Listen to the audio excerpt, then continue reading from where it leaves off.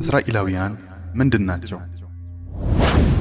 ለመሆኑ እስራኤላውያን እንደሚሉት እነርሱ የእስራኤል ልጆች አልያም በኒ እስራኤል ናቸውን? ወይስ ከዚያ የተለየ እኛ የማናውቃቸው ሌሎች ምስጢራት አሉ? እስራኤላውያኑን የሒምየራውያን አልያም የየመን ጉዳይ ለምን እንዲህ ያሳስባቸዋል? እስራኤላውያን ከኃያላን መንግስታት ጋርስ ያላቸው ምስጢራዊ ትስስር ምንድነው? ለምንድነው በዚህ ልክ የሚደግፏቸው? በተጨማሪም በይሁዲዎችና በጂኖች መካከል ስላለው አነጋጋሪ ግንኙነት እንዲሁም ሃሩትና ማሩት በዚህ ታሪክ ውስጥ ስላላቸው ሚና የታሪክ መዛግብት ምን ይላሉ? ፊልስጤን ላይ ያለውን ቤተ መቅደስ በተመለከተ በዘመናት ውስጥ አይሁዳውያንን እንደ ጥላ የሚከተላቸው ምስጢራዊ ታሪክስ ምንድነው? በጥንት ዘመን በአይሁዶችና በክርስቲያኖች መካከል የነበረው የቆየ ጠላትነትስ ምስጢሩ ምንድነው? ይህ በክርስቲያኖችና በአይሁዳውያን መካከል ለሺህ ዓመታት የዘለቀው ጠላትነትስ በዘመናችን እንዴት ወደ ወዳጅነት ሊቀየር ቻለ? ይህን መሰናዶ ለማዘጋጀት ውድ ጊዜና ጉልበት ፈሶበታል። መሰል መሰናዶዎችን በቀጣይነት ለመስራት ይረዳን ዘንድ የእናንተ ላይክ ማድረግ ትልቅ አስተዋጽኦ አለው። በመሆኑ ቪዲዮውን ስትጀምሩ ላይክ በማድረግ እንድትጀምሩ በክብር እጠይቃለሁ።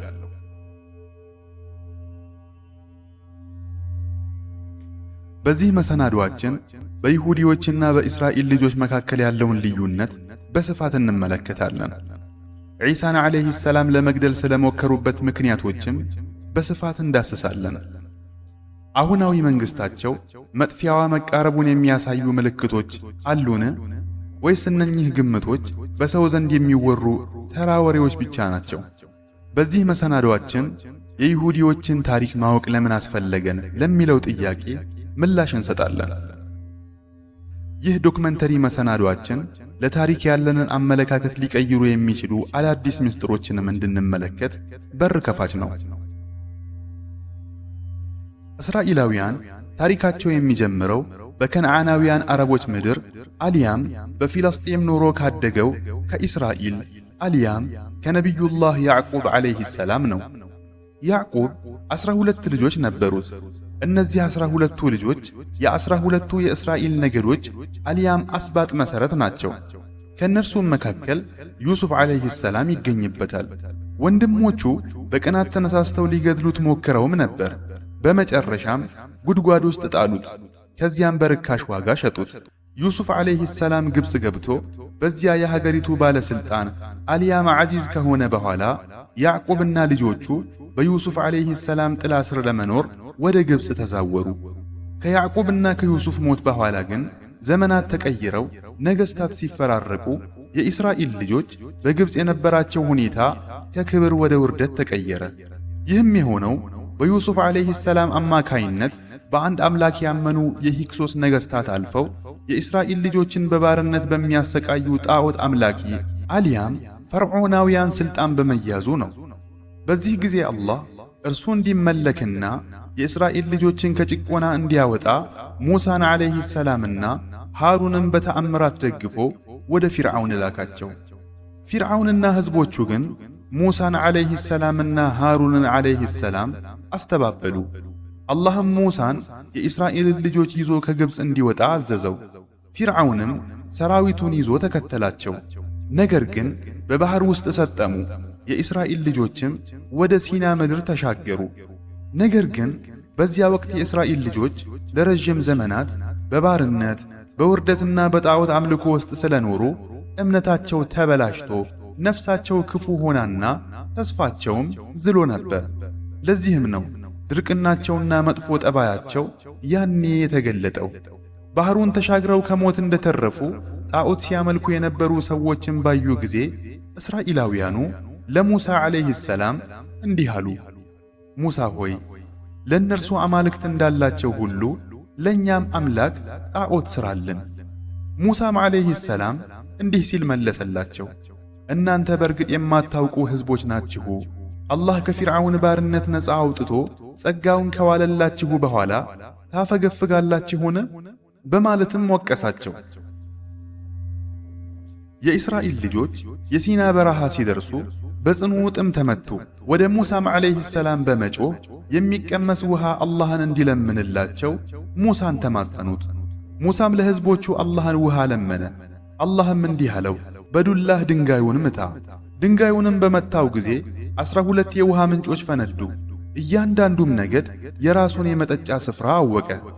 የእስራኤል ልጆች ጥማቸው ከረካ በኋላ ረሃብ እንደጸናባቸው ለሙሳ ዓለይሂ ሰላም ተናገሩ። ምግብንም ለመኑ። አላህም ከሰማይ መናና ሰልዋ አሊያም ጣፋጭ ምግብና ድርጭት አወረደላቸው። ከዚያም ከበረሃው ሐሩር የሚጠልላቸው ስፍራ ፈለጉ። አላህም እንዲህ ይላል፣ ደመናንም በእናንተ ላይ ጥላ አደረግንላችሁ። እስራኤላውያኑ ከአላህ ዘንድ እነዚህ ሁሉ ተአምራት ቢመጡላቸውም የእስራኤል ልጆች ግን ድርቅናቸውንና ክህደታቸውን አላቆሙ። እንዲያውም አላህን ፊት ለፊት በግልጽ ካላየን አናምንም እስከ ማለት ደረሱ። አላህም እንዲህ ይላል፣ ሙሳ ሆይ አላህን በግልጽ እስካላየን ድረስ ላንተ አንታመንልህም ባላችሁ ጊዜ እናንተም እያያችሁ መብረቅ ወይም ጩኸት ያዘቻችሁ። ሰደቀላሁል ዐዚም። እነዚህ ሁሉ ተአምራትና ግልጽ ምልክቶች ተሰጥተዋቸው ሳለ ሙሳ ዓለይሂ ሰላም አምላኩን ለማነጋገርና ተውራትን ለመቀበል ወደ ተራራው በሄደ ጊዜ መመለሱ ስለዘገየባቸው ወደ ቀደመው የግብፅ የጣዖት አምልኮ ተመለሱ። የወርቅ ጥጃንም አመለኩ። ከዚህ ሁሉ በኋላም ቢሆን የእስራኤል ልጆች በውስጡ ስላሉበት ኒዕማ አላህን አላመሰገኑም። ባሉበት ሁኔታ ዘወትር መማረርንና ስንፍናን መረጡ። እንዲህም አሉ፣ ሙሳ ሆይ በአንድ አይነት ምግብ አሊያም በመናና ሰልዋ ላይ በፍጹም አንታገስም። ስለዚህ ምድር ከምታበቅለው ከቅጠላ ቅጠሏ፣ ከዱባዋ፣ ከጥራጥሬዋ፣ ከምስሯና ከሽንኩርቷ እንዲያመጣልን ጌታህን ለምንልን። በዚህ ጊዜ አላህ የተባረከችውንና የበረከት ምድር የሆነችውን በይተል መቅዲስን አሊያም ኢየሩሳሌምን እንዲወርሱ አዘዛቸው። ድልንም ቃል ገባላቸው። ሙሳም ዓለይሂ ሰላም ወገኖቼ ሆይ አላህ ለእናንተ የጻፈላችሁን የተቀደሰችውን ምድር ግቡ፣ ወደ ኋላችሁም አትመለሱ፣ ከሳሪዎችም ትሆናላችሁና በማለት ተማጸናቸው። እነርሱ ግን እንዲህ ብለው መለሱ፣ ሙሳ ሆይ እዚያ ውስጥ ኃያላን ሕዝቦች አሉ። እነርሱ ከውስጡ እስካልወጡ ድረስ እኛ በፍጹም አንገባም፣ ከወጡ ግን እንገባለን። እንዲያውም እንዲህ በማለት ሙሳ ላይ አፌዙበት፣ አንተና ጌታ ሂዱና ተዋጉ፣ እኛ እዚህ እንጠብቃችኋለን። በዚህ ክህደታቸው ምክንያት አላህ በሲና በረሃ ለ40 ዓመታት እንዲዋልሉ ፈረደባቸው። መውጫውን አጥተው በዚያ በረሃ ውስጥ ለ40 ዓመታት ሲዞሩም ኖሩ። ከግብፅ የወጣው ያ ዓመፀኛና ፈሪ ትውልድ በሙሉ በዚያ በረሃ አልቆ እስኪጠፋ ድረስ ከበረሃው መውጫ ጠፍቶባቸው ሲንከራተቱ ከረሙ። በዚያ መንከራተት ዘመን ውስጥ ሳሉ ሃሩን አረፈ። ከእርሱም በኋላ ሙሳ ዓለይሂ ሰላምም አረፈ። ከዚያም አላህ የሙሳ አገልጋይ የነበረውን ዩሹዕ ኢብኑ ኑንን አሊያም ኢያሱን ነቢይ አድርጎ በእስራኤል ልጆች ላይ አስነሳ። የመንከራተቱ ዘመን ሲያበቃ ዩሹዕ አዲሱን ትውልድ ይዞ ወደ ተቀደሰችው ምድር ዘመተ። የተቀደሰችውን ምድር ለመግባትም ከበባ አደረገ። አላህም ድሉን ሰጣቸው። ወደ ቅድስቲቱ ምድር በሚገቡበት ጊዜም አላህ እንዲህ ሲል አዘዛቸው፣ በሯንም በስግደትና በትሕትና ግቡ። ሒጣ ጌታ ሆይ ኀጢአታችንን አርግፍልን ብላችሁም ግቡ አላቸው። ዓመፅን የለመዱ ሕዝቦች ግን የተባሉትን ቃል ቀየሩት። በትሕትና ከመግባት ይልቅ በጀርባቸው እየተንፏቀቁ ገቡ። ሒጣ አሊያም ኀጢአታችንን አርግፍልን ከማለት ይልቅ ሒንጣ አሊያም ስንዴ በማለት የመለኮትን ትእዛዝ አላግጡበት። ዩሹዕ ኢብኑ ኑንም ቀደምት ነቢያት የቀመሱትን የሞት ጽዋ ቀመሰ። የዩሹዕን ህልፈት ተከትሎ የእስራኤል ልጆችን የመምራት ኃላፊነት ወደ መሳፍንቶቻቸው ተላለፈ። የታሪክ ተመራማሪዎች የእስራኤል ልጆች የተቀደሰችውን ምድር ከረገጡበት ጊዜ ጀምሮ ያለውን ታሪክ በሚከተሉት ዋና ዋና ዘመናት ይከፍሉታል። አንደኛ፣ የመሳፍንት ዘመን አሊያም የዳኞች ዘመን። ይህ ዘመን ከዩሹዕ ኢብኑ ኑን በኋላ በ12ቱ የእስራኤል ነገዶች ላይ ይፈርዱ ለነበሩ ዳኞች የተሰየመ ነው። ይህ ዘመን ለ100 ዓመታት የቆየ ሲሆን ዋና መገለጫዎቹም በ12ቱ ነገዶች መካከል የነበረው የእርስ በርስ ግጭት፣ የውጭ ወረራ፣ ተደጋጋሚ ክህደት አሊያም ከእምነት መውጣትና የዝሙት መስፋፋት ነበሩ። መሳፍንቱ በሙስና በበከሉ፣ ጉቦ በመቀበል በጀመሩና በሕዝቡ መካከል በፍትሕ ፋንታ በግል ፍላጎቶቻቸው መፍረድ በጀመሩ ጊዜ አላህ ጃሉትን አሊያም ጎልያድን ላከባቸው። ጃሉትም እስራኤላውያንን ከበይተል መቅዲስ አሊያም ከኢየሩሳሌም ምድር አባረራቸው። እነርሱም እስከ ዮርዳኖስ ድረስ ሸሹ። በዚህ ጊዜ የሙሳን ዓለይሂ ሰላም ቅሪት የተሸከመው ታቦት ተማረከ፣ ልጆቻቸውም ተማረኩ። ይህ የእስራኤል ልጆች ከተቀደሰችው ምድር የተባረሩበት የመጀመሪያው ስደት ነበር። ሁለተኛ የነገሥታት ዘመን። ከውርደት በኋላ የእስራኤል ልጆች ሳሙኤል የተባለውን ነቢያቸውን ደረጃችንን አንድ የሚያደርግልን ሥርዓትን የሚዘረጋልንና በጃሉት ላይ ፊት ለፊት የሚዋጋልንን ንጉሥ ምረጥልን ብለው ጠየቁት። እዚህ ጋር ሁለተኛው የታሪክ ምዕራፍ የነገሥታት ዘመን ይጀምራል። ይህ ዘመን የሚጀምረው ጣሉት አሊያም ሳኦል በእስራኤል ልጆች ላይ ንጉሥ ሆኖ በአላህ በመመረጡ ነው። እስራኤላውያን ግን እኛ ከእርሱ ይልቅ ንግሥና የሚገባን ሁነን ሳለን እርሱ ደግሞ የሀብት ስፋት ሳይሰጠው እንዴት በእኛ ላይ ይነግሣል በማለት በአላህ ምርጫ ላይ ተቃውሞ አነሱ። በስተመጨረሻም ጣሉት ለጦርነት ሲነሳ ከእርሱ ጋር ለመዝመት ወደ ጦር ሜዳ የወጡት በፈሪነታቸው ምክንያት ጥቂቶች ብቻ ነበሩ። ጣሉትና ሰራዊቱ ከዮርዳኖስ ወደ ፊልስጤም በስተሰሜን ሲጓዙ አላህ በመንገዳቸው ላይ ባለው ወንዝ ፈተናቸው። ጣሉትም ከወንዙ የጠጣ የኔ ወገን አይደለም፣ ያልቀመሰው ግን እርሱ ከኔ ወገን ነው በማለት ወንዙን እንዳይጠጡ አዘዛቸው። አብዛኞቹ ግን ከጥቂቶቹ በስተቀር ወንዙን ጠጡት። እስራኤላውያኑ ወንዙን ተሻግረው ጃሉትንና ሰራዊቱን ባዩ ጊዜ ድጋሚ ፍርሃት ወረራቸውና ዛሬ ጃሉትንና ሰራዊቱን ለመጋፈጥ አቅም የለንም አሉ። ነገር ግን በአላህ መገናኘት የሚያምኑ ጽኑዓን ሙእሚኖች በአላህ ፈቃድ ጥቂት ወገኖች ብዙ ወገኖችን ያሸነፉበት ጊዜ ብዙ ነው፣ አላህም ከታጋሾች ጋር ነው በማለት ጽናታቸውን አሳዩ። ጦርነቱ ተጀመረ። ከእስራኤል ልጆች ጋር ወጣቱ ዳውድ ዓለይሂ ሰላም አሊያም ዳዊት ነበር። እርሱም ጃሉትን ገደለው። ጃሉት ሲገደል ሰራዊቱ ተበታተኑ። የእስራኤል ልጆችም ዳግም ወደ ቅድስቲቱ የፊልስጤን ምድር ገቡ። ከዚያም አላህ ዳውድን አነገሰው። ንግሥናንና ነቢይነትንም በአንድ ላይ ሰጠው። ብረትንም እንደ ሊጥ በእጁ እንዲለሰልስ አደረገለት። ዳውድም የጦር መሳሪያዎችንና ጋሻዎችን እየሠራ ታላቅ ሰራዊት ገነባ። በምስራቅና በምዕራብ ያሉ ሀገራትንም ድል አደረገ። ንግሥናውም ለ40 ዓመታት ቆየ።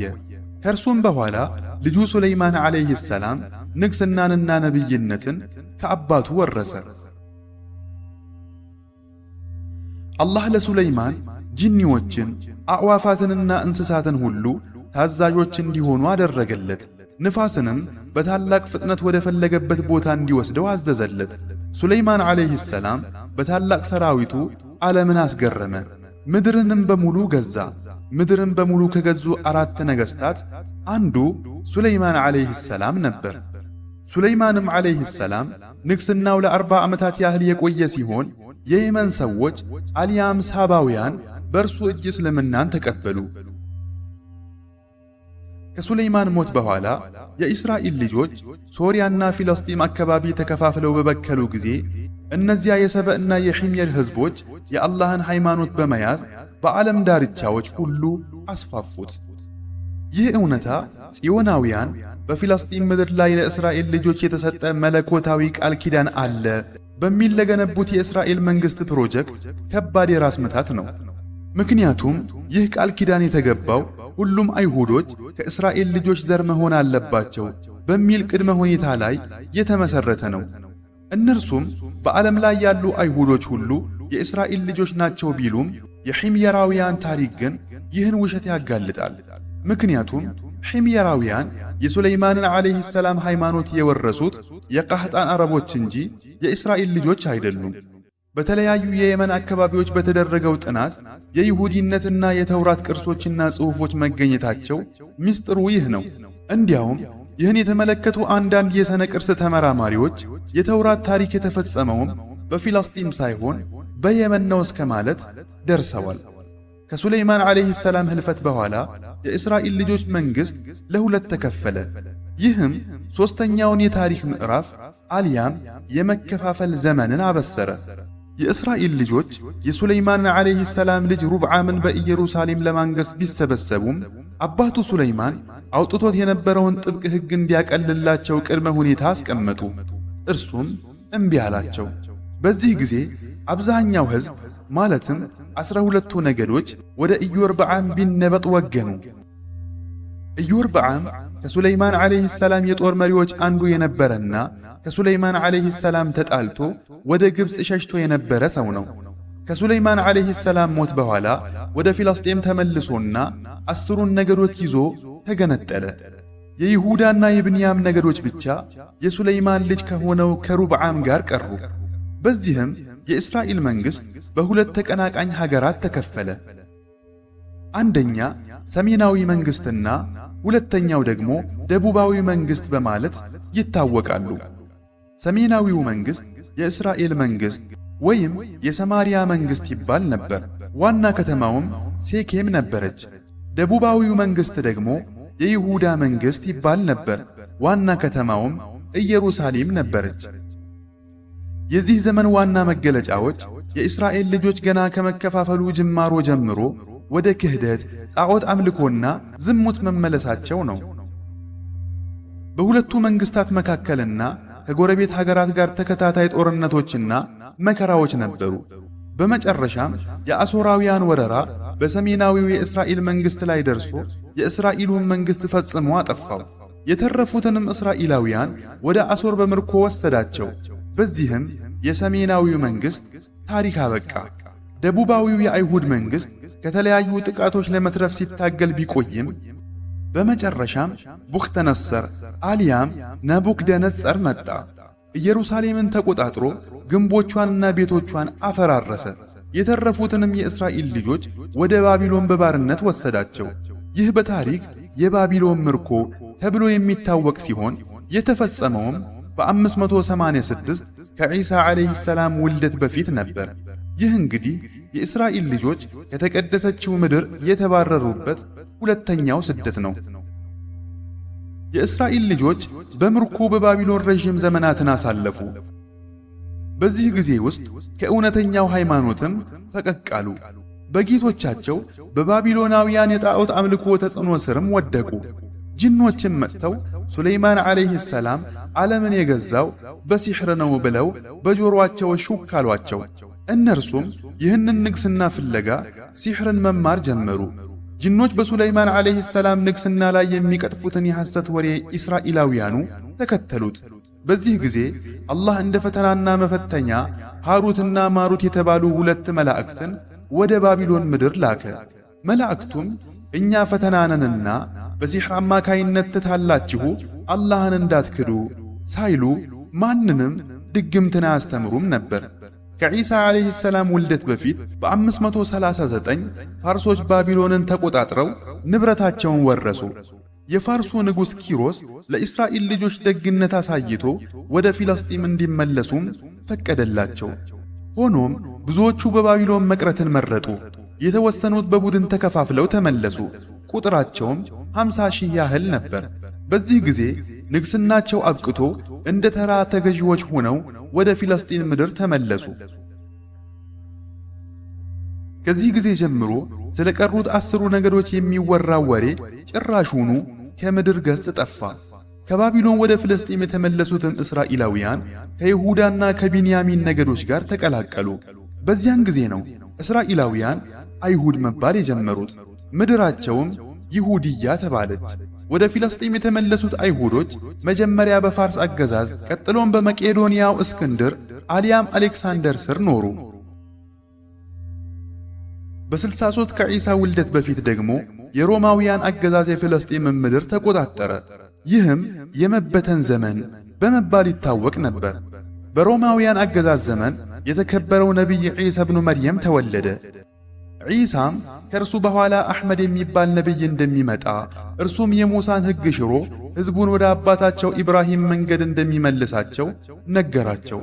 አይሁዶች ግን ይህንን በጸጋ ከመቀበል ይልቅ ዒሳን አስተባበሉ፣ ነገሩንም አክብደው አዩት። ዘከርያና ያሕያ አይሁዳውያኑን ሰብስበው በአላህ ትእዛዝ እንዲጸኑና በዒሳም ዓለይሂ ሰላም እንዲያምኑ ቢመክሯቸውም ሁለቱንም ነቢያት ገደሏቸው። በመቀጠልም ዒሳን ለመግደል ሞከሩ። አላህ ግን ወደ ሰማይ አነሳው። በእርሱ ፈንታ መልኩ የእርሱን እንዲመስል የተደረገን ሌላ ሰው ገደሉ። ከዚያም አይሁዳውያኑ ሮማውያኑን አስነስተው የዒሳን ተከታዮች እንዲያሳድዱ አደረጉ። በዚህም ምክንያት በዚያ አካባቢ የነበሩ ክርስቲያኖች ለከፍተኛ ስቃይና እንግልት ተዳረጉ። በ324 ዓመተ ልደት የሮማው ንጉሥ ቀዳማዊ ቆስጠንጢኖስ ለክርስቲያኖች ደህንነት እንዲሰጥና በእነርሱ ላይ ይደርስ የነበረው ስቃይ እንዲቆም ትእዛዝ አስተላለፈ። እንዲያውም የክርስትና ሃይማኖትን ዕውቅና ሰጠ። እርሱም እምነቱን ተቀበለ። በዚህም ምክንያት የክርስቲያኖች ተጽዕኖ በረታ። በአይሁዶች ላይ ዳግም ተከታታይ ጥቃቶችና ጭፍጨፋዎችም በክርስቲያኖች አማካይነት ተጀመረ። ይህም አይሁዶች ከአካባቢው እንዲሸሹና ወደ ተለያዩ የዓለም ክፍሎች እንዲበተኑ አደረጋቸው። የተወሰኑት አይሁዳውያን ወደ አረቢያ ምድር አልያም ጀዚረተል ዓረብ፣ ሌሎች ደግሞ ወደ አውሮፓና አፍሪካ ተሰደዱ። በዚህም የአይሁዶች መበተንና መከፋፈል በዓለም ዙሪያ ይበልጥ በረታ። እዚህ ላይ አይሁዶች እንደ አንድ ጠንካራ ብሔር ያላቸው ታሪክ አበቃ። በተሰደዱበት ቦታ ሁሉ በክህደታቸው፣ በሥነ ምግባር ብልሹነታቸውና በምድር ላይ በሚያሰራጩት ጥፋት ምክንያት መከራና የሰዎች ጥላቻ ይከተላቸው ነበር። የሰዎችን ገንዘብ ያለ አግባብ በመብላትና በየቦታው ፈተናንና ረብሻን በመፍጠራቸው ምክንያት በሚኖሩባቸው ሀገራት ሰዎች ዘንድ የተጠሉ ሕዝቦች ሆኑ። የተወሰኑ የአይሁድ ጎሳዎች ወደ አረቢያ ምድር ተሰደዱ። አንዳንዶቹ በኸይበር ሲሰፍሩ፣ ሦስት ታዋቂ ጎሳዎች ደግሞ በየትሪብ አልያም መዲና ላይ ሰፈሩ። እነርሱም በኑ ቀይኑቃዕ፣ በኑ ቁረይዛና በኑ ነዲር ናቸው። ወደ መዲና የሄዱትም በምክንያት ነበር። በተውራት ላይ በተነገረው ትንቢት መሠረት የመጨረሻው ነቢይ በሁለት የድንጋይ ምድሮች መካከል ባለችና የተምር ዛፎች በሞሉባት ምድር እንደሚመጣ ያውቁ ስለነበር ያንን ነቢይ ለመጠበቅ ነበር። ይህ ነቢይ ከእነርሱ ወገን እንዲሆንም ይመኙ ነበር። በዚያም ጠንካራ ምሽጎችን በመገንባት የንግዱን ዘርፍ በተለይ ወርቅ፣ ብርና መሳሪያ የማምረት ሥራን ተቆጣጠሩ። በአካባቢው በነበሩት የአውስና የኸዝረጅ ጎሳዎች መካከልም ጦርነት እንዲቀሰቀስ በማድረግ የመሳሪያ ንግዳቸው እንዲቀጥልና የአረቦች ኃይል ደግሞ የእነርሱ የበላይነት እንዲከበር ለዘመናት ይጥሩ ነበር። በ610 ዓመተ ልደት ረሱል ሰለላሁ ዐለይሂ ወሰለም መካ ላይ ነቢይ ተደርገው ተላኩ። ለ13 ዓመታት ሰዎችን አላህን በብቸኝነት ወደ ማምለክ ጥሪ ያደረጉ። የመካ ሙሽሪኮች በእሳቸውና በተከታዮቻቸው ላይ ስቃይን ሲያበረቱባቸው የእስልምና መንግሥት መሠረት የሚጥሉበት ሌላ ቦታ መፈለግ ጀመሩ። አላህም የመዲና ሰዎችን አልያም አንሳሮችን ለጥሪው ዝግጁ አደረገላቸው። እነርሱም ወደ ሀገራቸው እንዲመጡ ጋብዘዋቸው እርዳታቸውን ቃል ገቡላቸው። ረሱል ሰለላሁ ዐለይሂ ወሰለም ወደ መዲና ከተሰደዱ በኋላ አይሁዶችን ወደ እስልምና ጠሩ። አይሁዶች ግን ረሱል ሰለላሁ ዐለይሂ ወሰለም በመጽሐፋቸው የተጠቀሰው ነቢይ መሆኑን ልክ እንደ ልጆቻቸው ጠንቅቀው ቢያውቁም ነቢዩ ሰለላሁ ዐለይሂ ወሰለም ከአረብ በመወለዳቸው ምክንያት በምቀኝነት ሳይቀበሏቸው ቀሩ። ረሱል ሰለላሁ ዐለይሂ ወሰለም አይሁዶችን በሃይማኖታቸው አላስገደዷቸውም። ይልቁንም የረሱልን ሰለላሁ ዐለይሂ ወሰለም ፍትሐዊነት የሚያሳይ የሰላም ስምምነት አደረጉላቸው። ነገር ግን አይሁዶች እንደ ልማዳቸው ስምምነቱን በየተራ ማፍረስ ጀመሩ። በኑ ቀይኑቃዕ ስምምነቱን በማፍረሳቸው ከመዲና ተባረሩ። በኑ ነዲር ረሱልን ሰለላሁ ዐለይሂ ወሰለም ለመግደል ሞክረው ሳይሳካላቸው ሲቀር ወደ ኸይበር ተሰደዱ። ከዚያም አረቦችን በሙስሊሞች ላይ በማነሳሳት 10,000 ተዋጊዎችን አሰባስበው በመዲና ላይ የአሕዛብ ጦርነት እንዲከፈት አደረጉ። በኑ ቁረይዛ በአሕዛብ ጦርነት ወቅት ሙስሊሞችን ከውስጥ በመክዳት ስምምነቱን አፈረሱ። አላህ ግን አሕዛቦችን ድል አድርጎ መለሳቸው። ከጦርነቱ በኋላ ረሱል ሰለላሁ ዐለይሂ ወሰለም ወደ በኑ ቁረይዛ በመሄድ ተገቢውን እርምጃ ወሰዱባቸው። በመጨረሻም ረሱል ሰለላሁ ዐለይሂ ወሰለም ወደ አይሁዶች ዋና ምሽግ ወደ ኸይበር በመሄድ ምሽጎቻቸውን አንድ በአንድ በመክፈት ታላቅ ድልን ተቀዳጁ። አይሁዶቹ ተሸንፈው እጅ ሰጡ። በዘመኑ አዝመራቸውን እንዲያርሱ ቢፈቀድላቸውም ረሱል ሰለላሁ ዐለይሂ ወሰለም በፈለጉት ጊዜ ለቀው እንዲወጡ ቅድመ ሁኔታ ተቀመጠ። በዑመር ኢብኑል ኸጣብ ረዲየላሁ ዐንሁ የኸሊፋነት ዘመን አይሁዶች በአንድ ሙስሊም ላይ የግድያ ሙከራ ባደረጉ ጊዜ ዑመር ኢብኑል ኸጣብ ከአረቢያ ምድር ለዘላለም አስወጣቸው። ከዚያም እስልምና ወደ ምስራቅና ምዕራብ በስፋት ተስፋፋ። እንደ አውሮፓውያን አቆጣጠር በ633 ዓመተ ልደት በዑመር ኢብኑል ኸጣብ ረዲየላሁ ዐንሁ ዘመን በይተል መቅዲስ አልያም ኢየሩሳሌም በሙስሊሞች እጅ ገባች። ከተማዋም በሙስሊሞች ስልጣን ስር ሆነች። ዑመር ኢብኑል ኸጣብም አይሁዶችና ክርስቲያኖች በኢየሩሳሌም እንዲቆዩ ፈቀዱ። በእሳቸውና በኢየሩሳሌም ሰዎች መካከል ቃል ኪዳንንም አኖሩ። ይህም የዑመር ቃል ኪዳን በመባል የሚታወቅ ሲሆን በዚያች ምድር ለነፍሳቸውና ለንብረታቸው ዋስትና የሚሰጣቸው በርካታ ክርስቲያኖችና አይሁዳውያን ነበሩ። አይሁዶች በኢስላማዊ መንግሥት ጥላ ስር ምንም ጉዳት ሳይደርስባቸው ለረጅም ዘመናት ኖሩ። በወቅቱ በዓለም ላይ ካሉ አይሁዶች ከፍተኛ ቁጥር የነበረው በሙስሊሙ ዓለም ውስጥ ነበር። ከዚያም ባልታወቁ ምክንያቶች ወደ አውሮፓ አቅጣጫ መሄድ ጀመሩ። በስምንተኛው ክፍለ ዘመን መገባደጃና በዘጠነኛው ክፍለ ዘመን መጀመሪያ ላይ ባይዛንታይኖች አይሁዶችን ከአገራቸው ያባሩ ነበር። ስለዚህም ብዙዎቹ ወደ ኸዘር ምድር ተጠጉ። በ720 ዓመተ ልደት የኸዘር ንጉሥ አይሁድነትን ተቀበለ። የአይሁድ ሃይማኖትም የመንግሥቱ ብሔራዊ ሃይማኖት እንደሆነ ታወጀ። በ968 ዓመተ ምህረት የኸዘር አይሁዳዊ መንግሥት ዋና ከተማ በሩሲያዎች እጅ ወደቀች። ሩሲያዎችም ከተማዋን ሙሉ በሙሉ አቃጠሏት። ግዛቱም በጣም ከማነሱ የተነሳ በክራይሚያ ባህረ ገብ መሬት ብቻ ተወሰነ። በመጨረሻም በ12ኛው ክፍለ ዘመን በሞንጎላውያን ወረራ መንግሥቱ ሙሉ በሙሉ ወደቀ። አይሁዶችም እንደገና በመላው ምስራቅ አውሮፓ ተበታተኑ። በአሁኑ ጊዜ 90% የዓለም አይሁዶችን የሚሸፍኑት አሽከናዝ አይሁዶች የመጡት ከነዚህ የኸዘር ልጆች ነው። አይሁዶች በመላው አውሮፓ ከተበታተኑ በኋላ በክርስቲያን የአውሮፓ አገራት ውስጥ ከፍተኛ ስቃይ ይደርስባቸው ነበር። ለምሳሌ በ1298 በብሪታንያ ስደት ደርሶባቸዋል። ንጉሥ ኤድዋርድ አንደኛ አይሁዶችን ከሁሉም የብሪታንያ ግዛቶች እንዲባረሩ አዟል። ብሪታንያውያንም በአይሁዶች ላይ አሰቃቂ ጭፍጨፋ ፈጽመዋል። በፈረንሳይም ንጉሥ ሉዊስ ዘጠነኛው አሳዷቸዋል። በንጉሥ ፊሊፕ ዘመንም ፈረንሳውያን አይሁዳውያኑን አሰቃይተው አባረዋቸዋል። በጣሊያንም የካቶሊክ ቤተክርስቲያን ፓፓዎች ከፍተኛ ጦርነት ከፍተውባቸዋል። በ1540 ጣሊያናውያን እስራኤላውያኑን ጨፍጭፈው ገድለዋቸውና እንዲሁም ከሀገራቸው አባረዋቸዋል። በሩሲያም በክርስቲያን ቄሳራዊ አገዛዝ ዘመን አስከፊ ጭፍጨፋዎች ተፈጸሙ። አይሁዶች በሺዎች ተገደሉ። በጀርመንም በ12ኛውና በ14ኛው ክፍለ ዘመን ግድያና ማባረር ቀጥሎ ነበር። በመጨረሻም በሂትለር እጅ ያጋጠማቸው ስቃይ፣ ግድያና ስደት የዚህ ተከታይ ነበር። በዘመናዊቷ ፍልስጤም ታሪክ ውስጥ ስር የሰደደ ለውጥ ያመጣው ክስተት የሚጀምረው ከአውሮፓ ነው። እንደ አውሮፓውያን አቆጣጠር በ1482 በጀርመን ምድር ማርቲን ሉተር የተባለ የሥነ መለኮት ፕሮፌሰርና ቀሲስ ተወለደ። ሉተር በወቅቱ በነበረው የካቶሊክ ቤተክርስቲያን አሰራር ላይ በማመጽ መሰረታዊ የሆነ የተሐድሶ እንቅስቃሴ አወጀ። የሉተር ዋነኛ መርህ መጽሐፍ ቅዱስ ብቻውን የክርስትና ምንጭ ነው የሚል ሲሆን ማንኛውም አማኝ መጽሐፍ ቅዱስን በራሱ ቋንቋ እንዲያነብና እንዲተረጉም መብት አለው በማለትም አወጀ።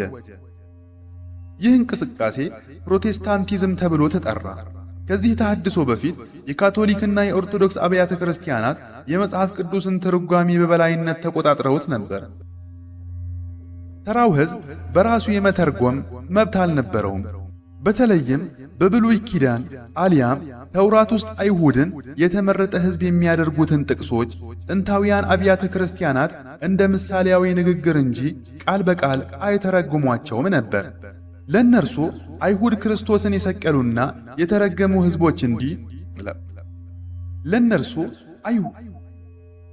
አይሁድ ማለት ለእነርሱ ክርስቶስን የሰቀሉና የተረገሙ ሕዝቦች እንጂ ምድራዊ መብት ያላቸው ተደርገው አይታዩም ነበር።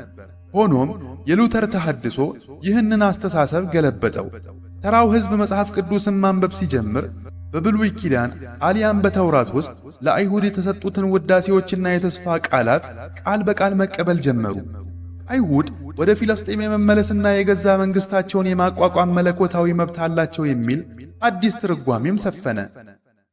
ይህም አይሁድ ሊገምቱት የማይችሉትን ትልቅ የሃይማኖት ድጋፍ ከክርስቲያኖች ዘንድ እንዲያገኙ አደረጋቸው። ይህ አዲሱ የፕሮቴስታንት ስነ መለኮት በሦስት ዋና ዋና ምሰሶዎች ላይ የቆመ ነበር። ማለትም አይሁድ ከሰው ልጆች ሁሉ በላይ በፈጣሪ የተመረጡ ሕዝቦች ናቸው የሚል እምነት። ሁለተኛ፣ የምድር ቃል ኪዳን ማለትም በአይሁድና በፍልስጤም ምድር መካከል የማይበጠስ መለኮታዊ የቃል ኪዳን ትስስር አለ የሚል አቋም። ሦስተኛ፣ የክርስቶስ ምጽአትና ጽዮን ማለትም የኢየሱስ ክርስቶስ ዳግም ምጽአት የሚፋጠነው አይሁድ በሙሉ ወደ ፍልስጤም ተመልሰው የጽዮንን መንግሥት ሲመሰርቱ ብቻ ነው የሚል እምነት። ይህንን ዓላማ ማገዝ በተሐድሶ እምነት በፈጣሪ ዘንድ እንደ ጽድቅ ተቆጠረ። በብዙዎች ዘንድ ደግሞ እውነተኛ አማኞች ከክርስቶስ ጋር በፍልስጤም ምድር ለሺህ ዓመታት በሰላምና በብልጽግና ይኖራሉ የሚል ተስፋ ሰፈነ። ይህ አስተሳሰብ ሦስት ታላላቅ ምልክቶች መሟላት አለባቸው ብሎ ያምናል። የመጀመሪያው የእስራኤል መንግሥት መመስረት፣ ይህም እንደ አውሮፓውያን አቆጣጠር በ1948 ተፈጽሟል።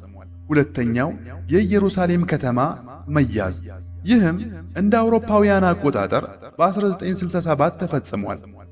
ሦስተኛው በፈረሰው የአልአቅሳ መስጂድ ፍርስራሽ ላይ የሰለሞንን ቤተ መቅደስ ዳግም መገንባት፣ ይህ ደግሞ እስካሁን አልተፈጸመም።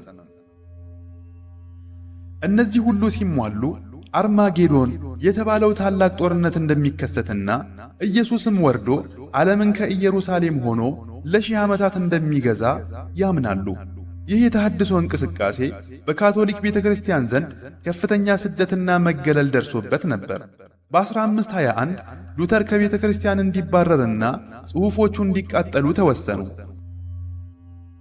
ይህ ደማቅ ግጭት የሉተር ተከታዮች ወደ አዲሱ ዓለም አሊያም አሜሪካ እንዲሰደዱ አደረጋቸው።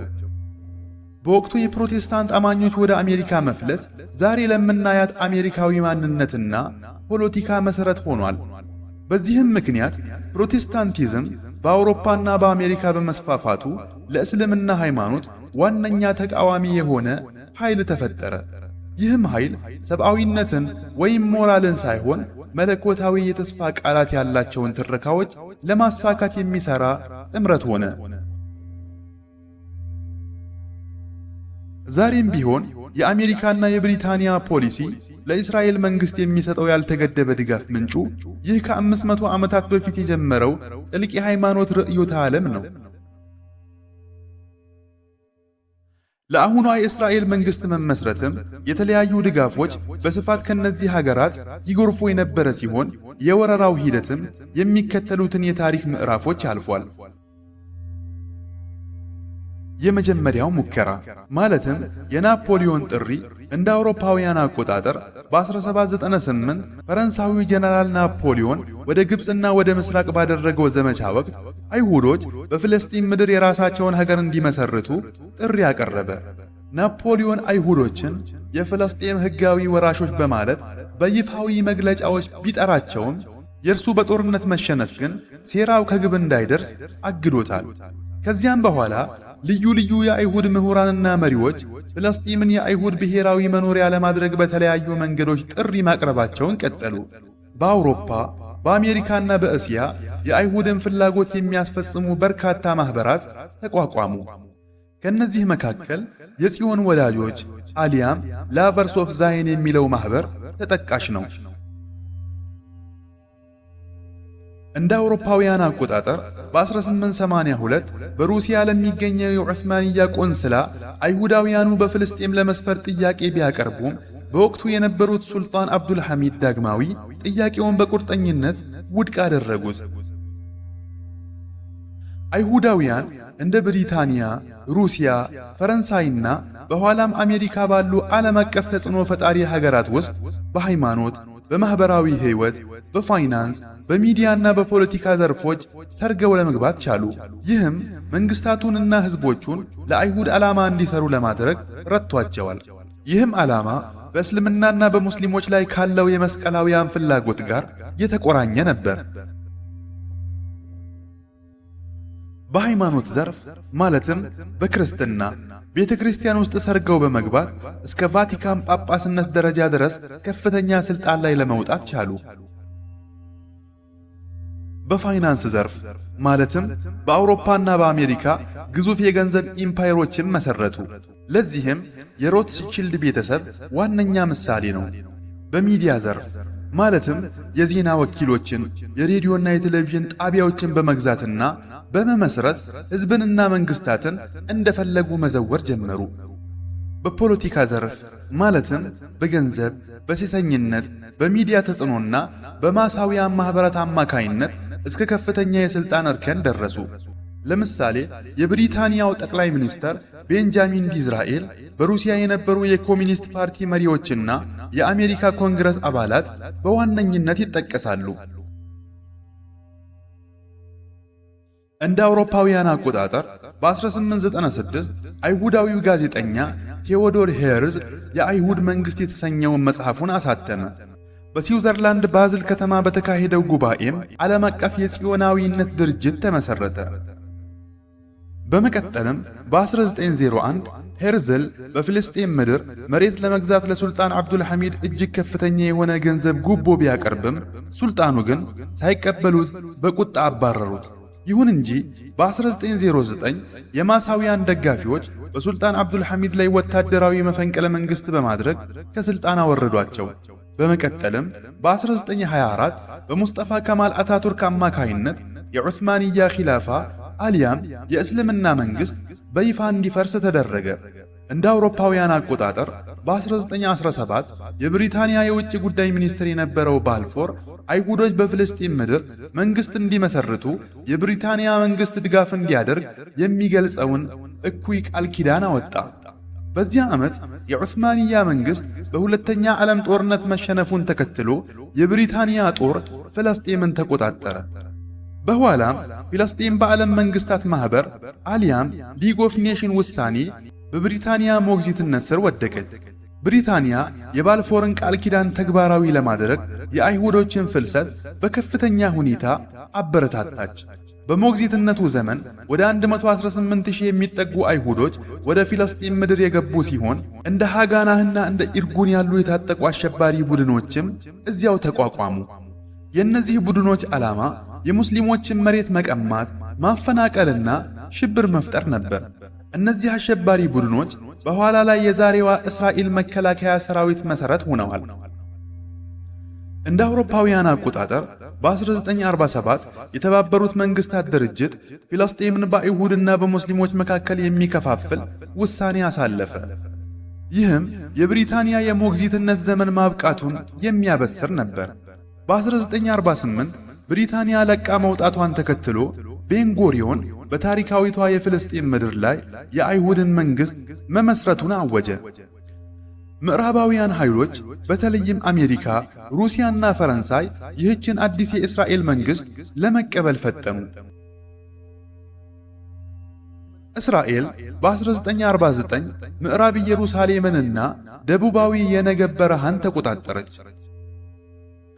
በ1967 ደግሞ ምስራቅ ኢየሩሳሌምን፣ ዌስት ባንክን፣ ጋዛን፣ ሲናንና የጎላንን ኮረብታዎች በመውረር ታላቋ እስራኤልን ከናይል እስከ ኤፍራጥስ የመመስረት የጽዮናውያንን ህልም እውን ለማድረግ ተንቀሳቀሰች።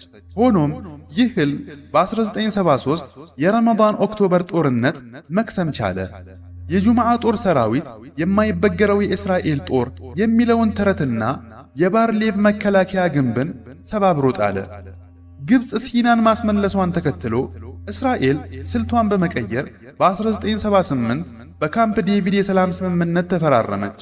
ምንም እንኳ ዲፕሎማሲያዊ ጥረቶች ቢቀጥሉም እስራኤል በዚያው ዓመት ደቡብ ሊባኖስን ወረረች። በ1991 በማድሪድ በ1993 ደግሞ በኦስሎ የሰላም ስምምነቶች ቢደረጉም እስራኤል ግን ለገባቸው ቃል ታማኝ አልሆነችም። ይህም የታጠቀ የነጻነት ትግል እንዲቀጣጠል ምክንያት ሆነ። ይህ ትግል በተለያዩ ያልተመጣጠኑ ጦርነቶች አልፎ ዛሬም ድረስ እስከ ተቀጣጠለውና ዓለምን ላናወጠው የኦክቶበር 7ቱ ጥቃት ደረሰ። የእስራኤል መንግሥት ስለ መጥፋቷ የሚነገሩ ትረካዎችና ትንቢቶች ከተለያዩ ምንጮች ተቋርጠው አያውቁም። እነዚህ ትንቢቶች ከሃይማኖታዊ መጻሕፍት፣ ከደህንነት ሪፖርቶችና ከጥልቅ ጥናቶች የሚቀዱ ሲሆን አብዛኛዎቹ ትንበያዎች ደግሞ የፍጻሜውን ዘመን ወደ 2027 ዓመተ ልደት ያጠጋጋሉ። ከመጽሐፍ ቅዱስ አንጻር በብሉይ ኪዳን ትርጓሜዎች መሠረት የዕብራውያን መንግሥት ዕድሜ 76 ዓመታት ብቻ እንደሆነ ይነገራል።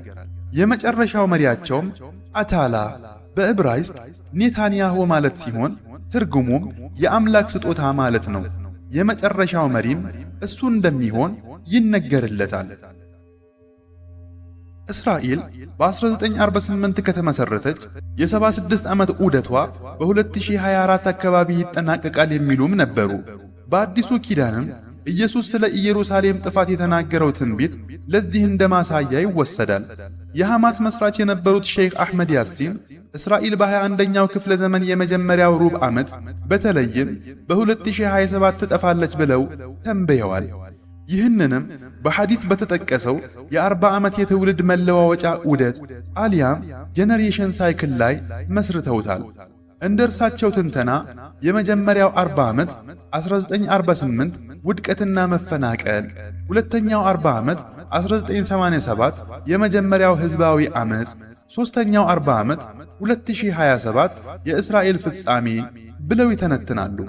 የደህንነት ሪፖርቶች እንደ አውሮፓውያን አቆጣጠር በ2000 የወጣ የሲአይኤ ምስጢራዊ ሪፖርት እስራኤል ከ20 ዓመታት በላይ እንደማትዘልቅና በምትኳም ስደተኞች የሚመለሱባት የአንድ መንግሥት መፍትሄ እንደሚመጣ አመላክቷል።